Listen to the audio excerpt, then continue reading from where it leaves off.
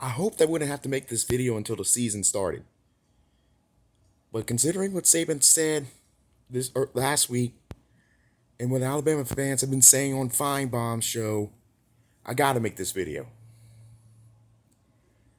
I'm sorry to my Alabama fans who's gonna be disappointed in me, but there's no way I can sugarcoat it. All these excuses that Alabama fans have made since like 2015, maybe even before that, are all stupid. If you're unaware, Saban was once again saying, oh, we should have been in the playoff, we would have been favored. Yeah, we probably would have been favored, but guess what? We were favored against Tennessee and LSU. What happened? We lost. Get over it, Saban, and start preparing Alabama for a run at the 2023 playoff. Now, as far as excuses go that the fans are making, it's all bull. What's the most common one you hear? Refs. 2016 national championship game was refs because they blew what should have been called a pick play on the last play. Well, guess what?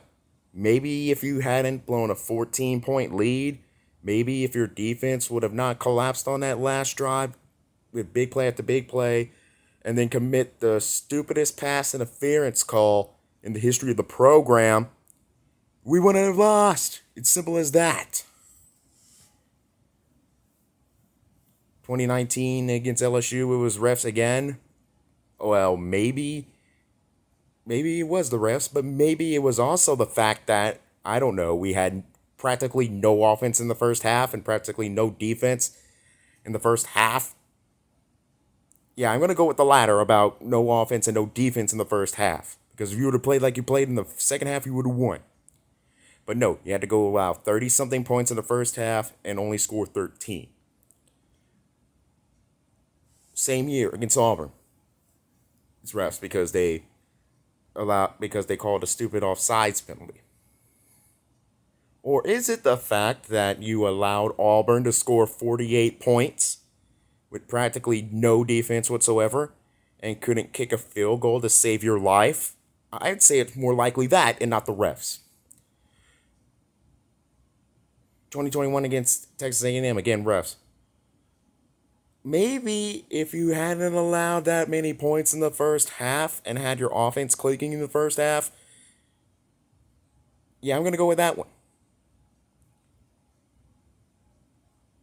But oh boy, did they get even stupider in 2022. Starting with Tennessee. They're saying it's refs again.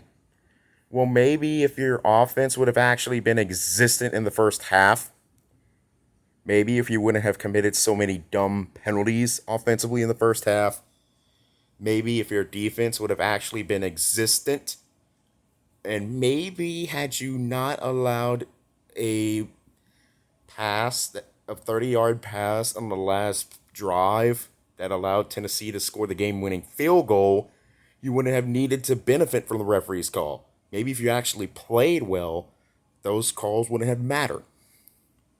LSU again against the rest. Well, maybe if you would have been prepared for 2-point conversions, and maybe if you wouldn't have gone for two when you should have gone for only the one, we would have won against LSU.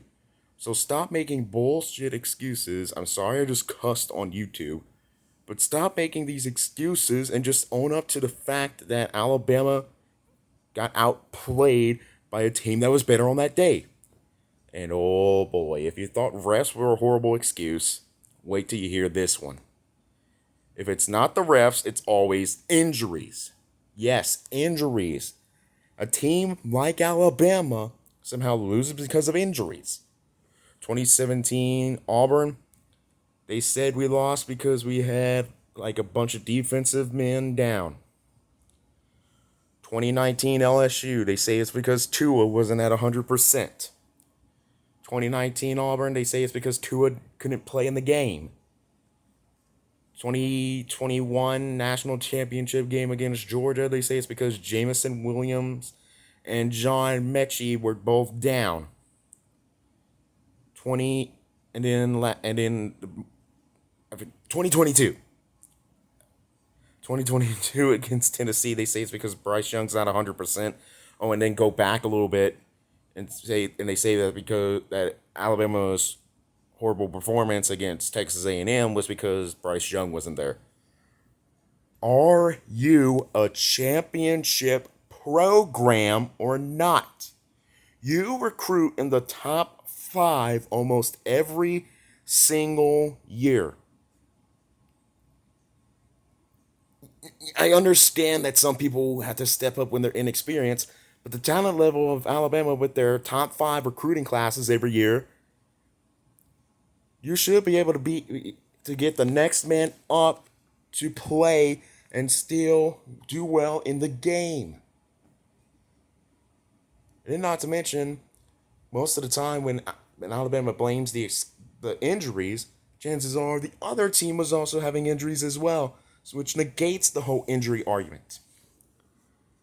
Okay, I'm gonna stop before I get way too angry here. I apologize for the lack of videos this past week. I got too busy with some stuff for my main job. I'm hoping to be able to start with the regular videos again, starting with that prediction video for LSU.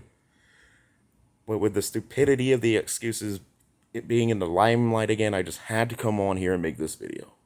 Anyway, see you in the next one. Until then, this is Roll Tide 99. I'm out of here. I'll see you later.